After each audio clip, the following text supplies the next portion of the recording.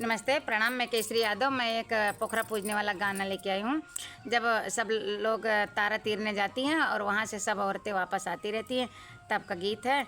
और रामचंद्र जी सीता के फुलवारी में आके सो गए हैं और कैसे परेशान हैं। सीता जी कैसे परेशान हैं देखो, पूरा सुनेंगे तभी समझ में आएगा। धन्यवाद। दई के माउरिया के गोफा रामा फुलवरिया में सोई गे। दई के माउरिया के गोफा रामा फुलवरिया में सोई गे।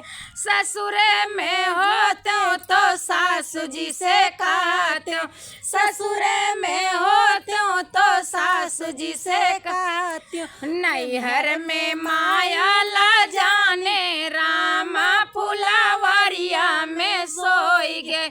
नैहर में माया ला जाने रामा फुलवरिया में सोई गे। दई के माउरिया के गोफा रामा फुलवरिया में सोई गे।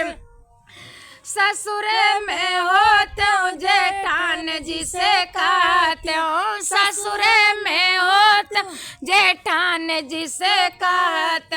नैहर में चाची ला जाने रामा फुलवरिया में सोई गे। नैहर में चाची ला जाने रामा फुलवरिया में सोई गे। दई के माउरिया के गोफा रामा फुलवरिया में सोई गे।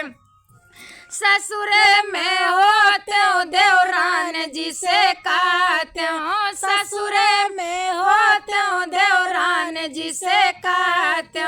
नैहर में चाची, नैहर में भाभी ला जाने रामा फुलवरिया में सोई गे। नैहर में भाभी ला जाने रामा फुलवरिया में सोई गे। दई के माउरिया के गोफा रामा फुलवरिया में सोई गे। ससुरे में होते ननद जी से कहते, ससुरे में होते ननद जी से कहते।